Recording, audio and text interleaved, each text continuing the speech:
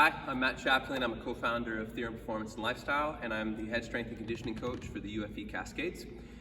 Today we're going to be walking you through a test procedure for a new fitness test. This is a test that will help basketball players assess where they're at with their fitness level, and it is as close to a game simulated situation as we could possibly design. In our rules here at the U Sport level, we have a shot clock of 24 seconds, and so we're going to be using that as our interval. I believe that's also the shot clock time frame for FIBA, so it's a really great international test for those of you who are playing international basketball. The way the test works is quite simple, so we're going to walk over here. The distance from the foul line to the end line is approximately 5.75 meters, or close to 18 foot 10 to 19 feet. So we're going to use that as our standard distance, and we're going to have a test basically go from foul line to baseline, and then we'll go across the court for a transition, and we'll go foul line to baseline for a second portion of our test. We're going to repeat that 3 times, and I'm going to describe in a second here what that will all look like.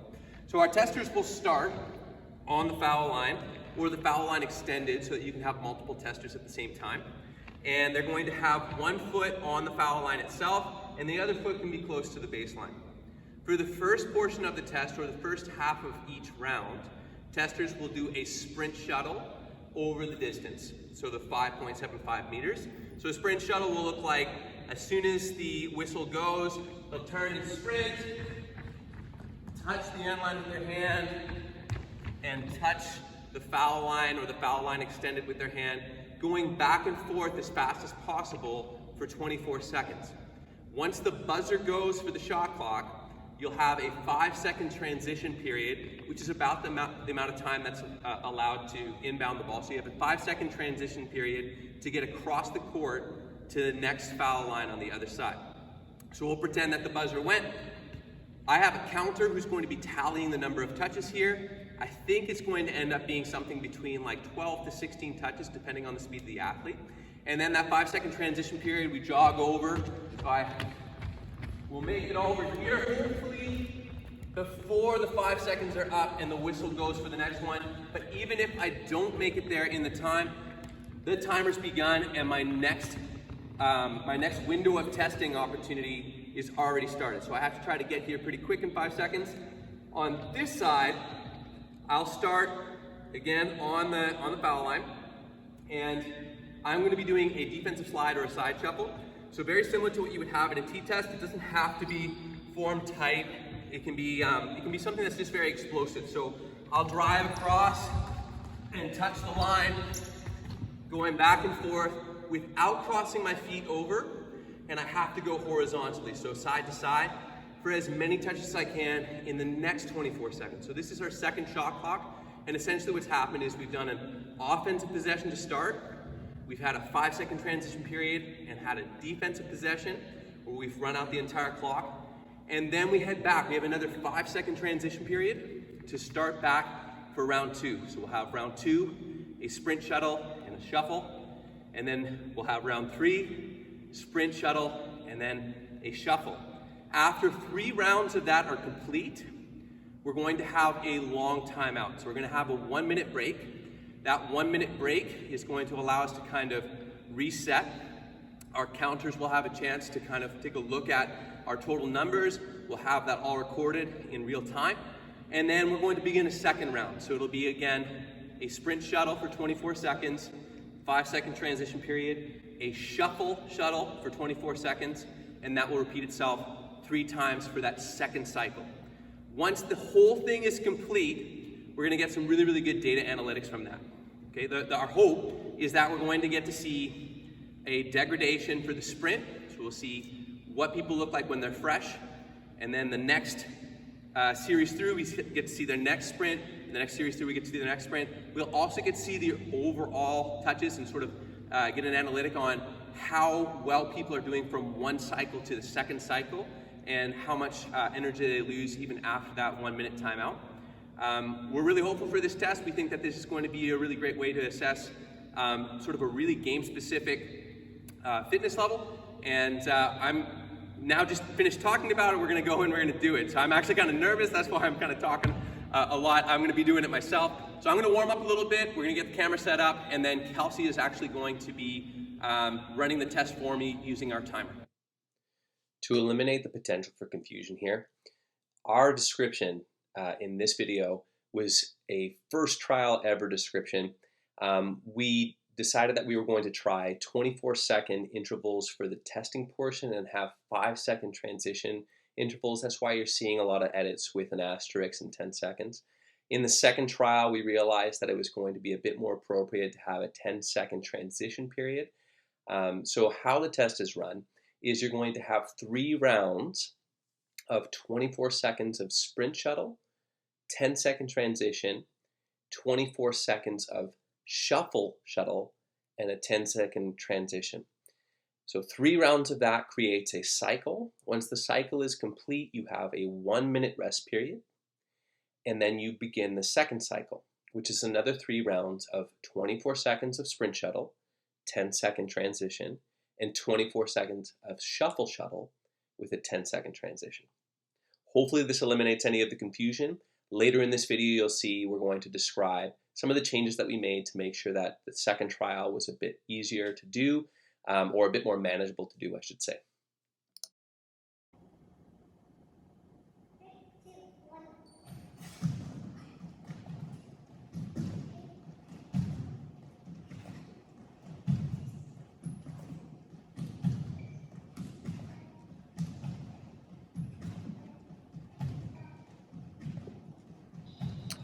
So what we're seeing here is the 5-second transition, and you can see I'm running very, very short on time. It transitions immediately right into it, and as the test proceeds, doing the 5-second transitions, you'll see that I barely make it to the start line as I get more and more exhausted.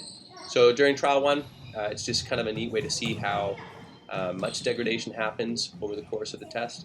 But you'll see in trial 2, we have a bit more appropriate transition periods. And so I'll let you enjoy me suffering through this test, and then we'll see a different version of it coming up after this test is done.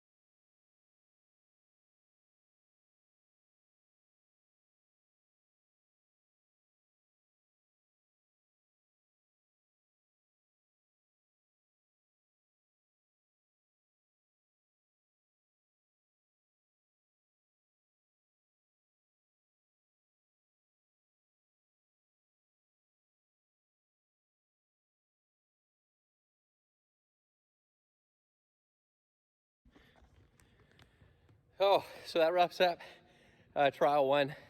We walked you through the procedures for that. I'm gassed. This is me after taking about 10 minutes rest after that, so it's a pretty tough test. We've taken another thought. We're gonna do a second trial here now with Kelsey doing the test. What we had there was a 5-second transition between the 24-second shot clocks, or the 24-second intervals. We're gonna try it now with a 10-second transition period. I think the 10-second transition period will give us something a bit more realistic. It's definitely doable if you're going at top end speed, and if you're in shape, you probably can make it in the 5 seconds. It's a good way to challenge yourself on the test, or maybe a good way to train if you're trying to train at above intense. But I think the 10-second transition will give us something a little bit closer, just given like inbounds and then bringing the ball across half, and hopefully that all together will give our athletes a chance to kind of transition over to the other side of the court and be able to give their best. So my numbers coming off that test, with only the 5-second transitions, I had a total number of 57 touches, both my sprints and my shuttles for the cycle 1. So that's 3 there and backs. I also had 45 touches total on cycle 2 for a grand total of 102 touches. I think that's pretty competitive. I hope that's competitive. Again, Kelsey's about to do it for trial 2. She's going to do it with 10-second transition periods. We're going to see how that goes. She also is a former international level basketball player and NCAA basketball player. So her energy system's a little different than me as a football player. I think that's going to play to her advantage a little bit better. We'll see how this all shakes out. I'm excited to see the second trial of this and to see if those 10-second transitions end up making the test a bit more manageable. We would love to hear your guys' feedback as well if you go ahead and give this test a try. All right, so here comes trial 2. 3, 2, 1, go!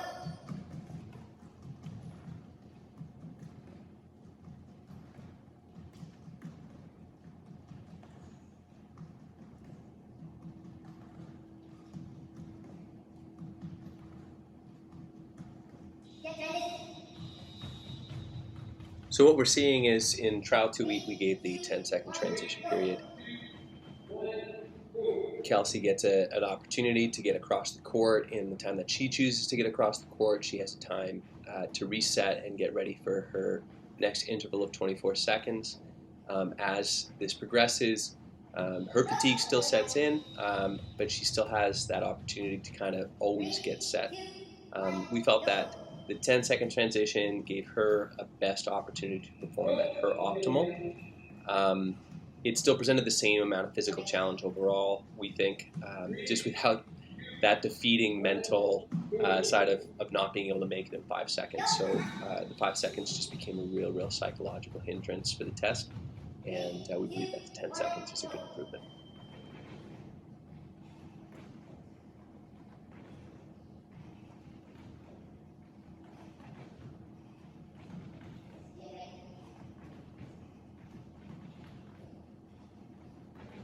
Go! 3, 2, 1, go!